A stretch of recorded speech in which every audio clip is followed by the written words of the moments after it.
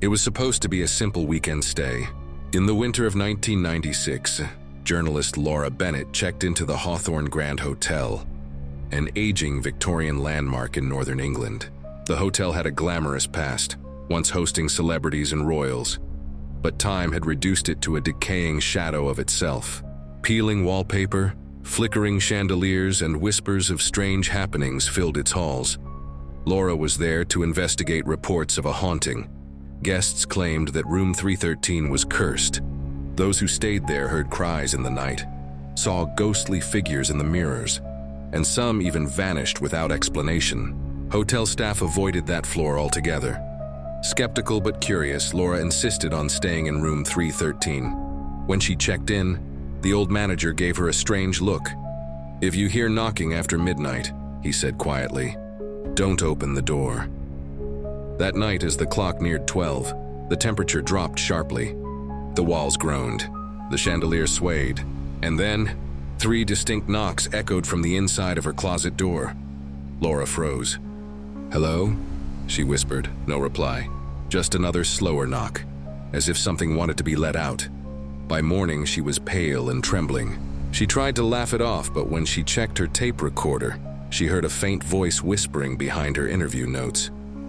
"You shouldn't have come here." And that was only the beginning. Laura locked the door behind her, the sound echoing unnaturally loud in the still air. Room 313 smelled faintly of damp wood and old perfume, as if the scent of its last guest had never left. The furniture was ornate but aged. A grand 4-poster bed with heavy red curtains, a dressing table with a cracked mirror, and a grandfather clock that ticked unevenly in the corner. As she unpacked her recording equipment, Laura noticed something peculiar. The room was colder near the closet. She waved her hand toward the air vent, expecting a draft, but there was none. The cold seemed to radiate from within the closet itself. Trying to stay calm, she placed her recorder on the nightstand. "Day 1, she said, her voice trembling slightly. "The reports say strange knocks and voices are heard after midnight. Let's see if they're true." Hours passed. The storm outside intensified, rain lashing against the windows. The lights flickered every few minutes, but the old chandelier never went completely dark. Then, sometime after midnight, the clock struck 12 and stopped ticking. The silence that followed was suffocating. Knock. Knock, knock. 3 knocks, slow, deliberate, came from the closet door. Laura jumped, her heart racing. She grabbed her flashlight and pointed it at the door. The beam shook in her trembling hand. "Who's there?" she whispered. No answer, just the faint creak of wood expanding. Summoning her courage, she reached for the doorknob. It felt freezing cold, almost burning to touch. She turned it, and the door opened by itself, slowly, revealing nothing but hanging coats swaying gently, as if someone had just brushed past them. But the recorder captured something else entirely, a whisper that said her name. Laura woke abruptly to the sound of heavy footsteps echoing above her. She sat up in bed, her heart pounding. The strange part was, room 313 was on the top floor of the hotel. There shouldn't have been anyone up there. She switched on her recorder. "It's 2:47 a.m., she whispered. "I'm hearing what sounds like footsteps directly above me, but there's nothing above this floor." The sound came again, slow, deliberate steps pacing back and forth. Then it stopped. A moment later, she heard the faint scrape of something being dragged, like chains on old wood. Laura grabbed her flashlight and aimed it at the ceiling. Dust drifted down from an old vent in the corner. She moved closer, shining the light upward. Inside, she thought she saw movement, a flicker of something pale shifting in the darkness of the vent. Suddenly, a loud bang echoed through the room, and the closet door swung open again. Her flashlight flickered and died. The temperature dropped so quickly she could see her breath. Then she heard it, the faint sound of a man's voice whispering in a low, broken tone. "Get out of my room." She stumbled back, fumbling for her camera. When she turned it on, she saw a faint reflection in the cracked mirror, the outline of a man standing behind her, dressed in old-fashioned clothes, his face half burned and his eyes hollow. Laura spun around, but no one was there. The reflection vanished, leaving only her terrified face staring back at her. As the storm raged outside, the footsteps began again, this time descending, coming closer with every echo. And when they stopped, the doorknob to room 313 began to turn. When morning came, Laura barely felt like she had slept. The night's events replayed endlessly in her mind. The footsteps, the whisper, and that horrifying reflection. She tried convincing herself it was exhaustion, or a trick of the light, but deep down, she knew what she had seen. Determined to uncover the truth, she spent the morning exploring the hotel. In the dimly lit hallway, she met the janitor, an elderly man with trembling hands. When she mentioned room 313, he froze. "You shouldn't be in there," he warned. "That room's cursed."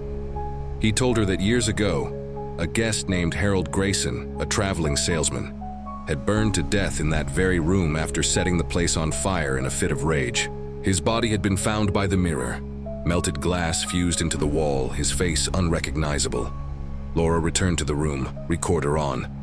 "I'm beginning to think the entity might be Grayson," she whispered. His reflection appeared in the mirror. The mirror still stood cracked but eerily clean, as if freshly polished. She stepped closer. Her reflection seemed to move a half-second too late. She tilted her head. The reflection didn't. Her stomach dropped. Then the reflection smiled. Laura stumbled back, gasping. The grin widened, revealing blackened teeth and hollow eyes. From inside the mirror, Harold Grayson pressed his burnt hand against the glass, whispering, "Let me out." The lights flickered violently. Laura screamed, covering the mirror with a sheet. But the faint outline of a handprint still pressed outward from beneath the fabric. For the first time, Laura felt real fear. The haunting wasn't just in the room, it was watching her. Laura tried to convince herself that what she saw in the mirror wasn't real. She told herself it was stress, maybe even her imagination playing tricks on her.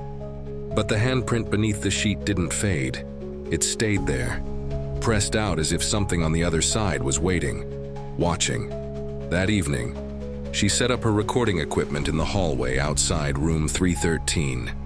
The corridor was eerily quiet, the kind of silence that made her ears ring. The wallpaper was peeling, and the lights flickered with every gust of wind that rattled the old windows. She started recording Day 2, strange activity around the mirror, possible manifestation. Testing EVP in the hallway.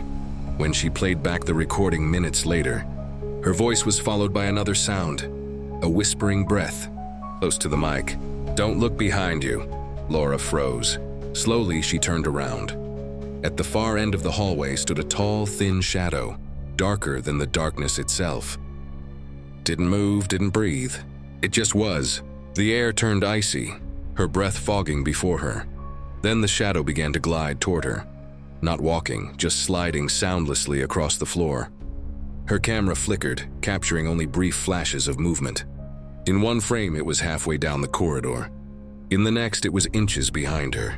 She bolted into her room, slamming the door shut. The lights dimmed to near blackness. From outside, she heard a slow, deliberate knocking, 3 times. When she dared to look through the peephole, all she saw was her own reflection, smiling back. Laura barely slept that night.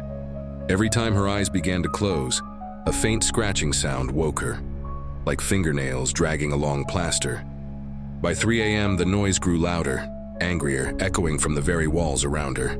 She flicked on her flashlight, sweeping the beam across the old wallpaper. At first, nothing, just faded patterns and cracks. But then, she noticed the wallpaper pulsing, as if something underneath it was breathing. The scratches turned into muffled screams, echoing through the room like distant cries trapped inside stone. Terrified but determined, Laura set up her camera and began recording again. Room 313, possible auditory hallucinations, or... Her voice trembled, something alive in the walls. Suddenly, the light bulb above her burst, plunging the room into darkness. Only the camera's red recording light flickered faintly. Then from behind her, a voice whispered, not angry, not mocking this time, but pleading, "Help." She stumbled backward, her hand brushing the walls. It was warm, like flesh. The texture beneath the wallpaper wasn't plaster anymore. It felt soft, damp, alive. Desperate, Laura ripped a piece of the wallpaper away. Beneath it, she saw what looked like a human eye, staring right at her before it rolled upward and vanished into the wall. She screamed and dropped the camera. The screen went static, but through the distortion, she could still hear the voices, dozens of them, whispering over one another, crying for help, weeping, and then finally chanting a single phrase in unison. "He's awake." The floor beneath her feet shuddered. Somewhere deep within the hotel, something massive began to stir. At sunrise, Laura tried to convince herself it had been exhaustion, her mind playing tricks in the dark. But when she reviewed her footage, the sound was there. The whispers, the screams, and her own terrified gasps. Yet what shocked her most was the timestamp.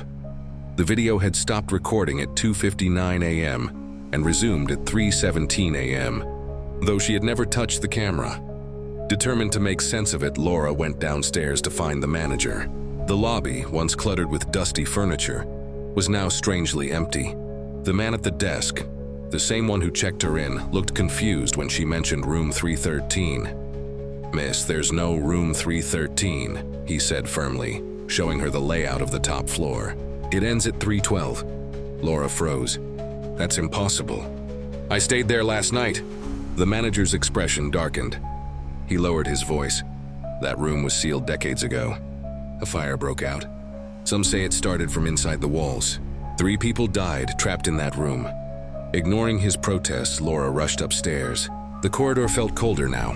When she reached the end, she stopped. The door to room 313 was gone. In its place was smooth, cracked plaster, as if the door had never existed. She pressed her palm against the wall, still warm. Her camera flickered to life on its own, pointing toward her. On the screen behind her reflection, she saw the door reappear for a moment, glowing faintly red, the numbers 313 burning like embers. A distorted voice whispered through the camera speaker. "You came back." Just like before, the wall vibrated violently, and a faint handprint began to appear from inside the plaster, pressing out, reaching for her. Laura stumbled backward from the wall, clutching her camera as the glowing numbers faded into the cracked plaster. The hallway fell silent again, but she could still feel the faint vibration beneath her feet, as though the hotel itself was breathing. She turned to run, but at the end of the corridor, a tall mirror leaned against the wall. It hadn't been there before. The glass was fogged, and behind her reflection, she saw movement. Someone or something was standing just over her shoulder. Heart racing, she spun around. Nothing. The hallway was empty. When she turned back to the mirror, her reflection was no longer mimicking her movements. It smiled when she didn't, its head tilted slightly, studying her with eyes that were too dark. "Who are you?" she whispered. Her reflection's mouth moved, but the sound came from behind the mirror, muffled and wrong. "You opened it." "We can see again." Laura's reflection slowly reached forward, pressing its palm to the inside of the glass. The surface rippled like water. Then, to her horror, a real hand pushed through, cold and gray, grabbing her wrist. She screamed, yanking back, but the grip tightened. The reflection leaned closer, its face distorting, mouth stretching impossibly wide. "You shouldn't have come back," it hissed. "He remembers you." With one last desperate pull, Laura tore free and fell to the ground. The mirror shattered, scattering shards across the hallway. But as she looked down, every fragment reflected not her, but the tall man in black robes, his eyes hollow, standing right behind her. When she turned, there was only empty air and a lingering smell of burned wood. Laura fled to her room, trembling. Every hallway looked the same, warped, endless, whispering her name in low, broken voices. When she finally slammed the door shut, she slid to the floor, clutching her camera like a lifeline. The mirror incident couldn't be real, could it? Her hands shook as she replayed the last recording. There she was, the mirror, the reaching hand, the scream. But what followed made her blood run cold. The video didn't end when the mirror shattered. Instead, the camera tilted toward the floor, where something moved beneath the wooden boards. A shape, writhing, crawling. A faint scratching echoed through the room again, only this time it came from below. Slowly, the floorboards began to bend upward, as though something underneath was pressing to get out. She whispered to herself, "It's not real. It's not real." but the whispering from below grew louder, clearer, until she could make out words. "We're still here. Trapped. You brought him back." The board suddenly cracked open, splinters flying across the room. Laura stumbled back as a gust of icy wind rushed out from the opening, carrying the smell of decay and smoke. For a split second, she saw faces beneath the floor, pale, burned, screaming, before the board snapped back into place as if nothing had happened. Her camera fell from her hands, still recording. Through the lens, a faint shadow crept across the floor, moving toward her feet. Laura whispered, trembling, "What do you want from me?"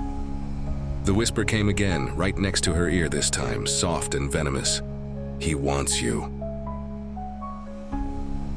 Laura bolted out of the room, camera swinging wildly in her hands. The whispers followed, not from below now, but from the walls themselves, as if the entire hotel were murmuring in unison. She raced down the corridor, heart pounding, until she reached the far end, and there it was. Room 313, the door had returned and cracked, scorched and flickering faintly with a reddish glow. The brass numbers shimmered like they were alive. She stood frozen, every instinct screaming to run, but an unseen force drew her closer. The air around the door rippled with heat, and beneath the hum she heard it again, that same deep guttural voice. "You opened the path. Now finish it." Her trembling hand reached for the knob. The metal was ice cold, burning her skin. As she turned it, a rush of foul air burst out, smelling of ash and decay. Inside, the room was exactly as she had left it, only older. The wallpaper hung in tatters and black soot covered everything. Her flashlight flickered as she stepped inside. The screams she'd heard before echoed faintly through the walls, looping endlessly. Then in the center of the room, she saw a chair, the same one from the fire report she had read earlier. On it sat a charred figure, unmoving. The air thickened. The shadows deepened until she couldn't tell where the walls ended. She lifted her camera, and the figure's head turned toward her. "You shouldn't have come back." "Laura!" it rasped, voice cracking like burning wood. Her blood turned to ice. The figure slowly stood, its skin cracking open, light pouring through. The room began to melt, the floor glowing like embers. Room 313 was awake again. The moment Laura stepped deeper into room 313, the door slammed shut behind her with a thunderous echo. Her flashlight died, plunging the room into complete darkness, except for the faint red glow pulsing from the cracks in the floor. Her camera, still recording, emitted a low mechanical hum. The charred figure stood motionless at first, then began to twitch, its head jerking unnaturally. Laura backed away, breathing hard, whispering to herself, "It's not real. Can't be real." But the figure took a step forward. The floorboards beneath it hissed, burning with each touch. "You opened the door again," it croaked, voice layered with hundreds of whispers. "Now you belong here." The camera's viewfinder flickered, and through the static, Laura saw what her eyes couldn't. Dozens of shadowy figures crawling along the walls and ceiling, their faces twisted in agony, their mouths silently screaming. She screamed and ran for the door, clawing at the handle, but it wouldn't move. Behind her, the charred figure raised its arm, pointing at her. The voices of the dead filled the room. "Stay, stay, stay." The camera slipped from her hand, landing on the floor. The final footage showed Laura being swallowed by darkness, her outline dissolving into smoke as the walls pulsed and writhed. Then, silence. At sunrise, the hotel was empty again. The staff found her car still in the lot, but room 313 was gone, sealed behind solid plaster. Only Laura's camera remained, lying on the hallway floor, its battery drained. When investigators played the footage, they heard her final whisper, faint, trembling, almost inaudible. "Don't open the door.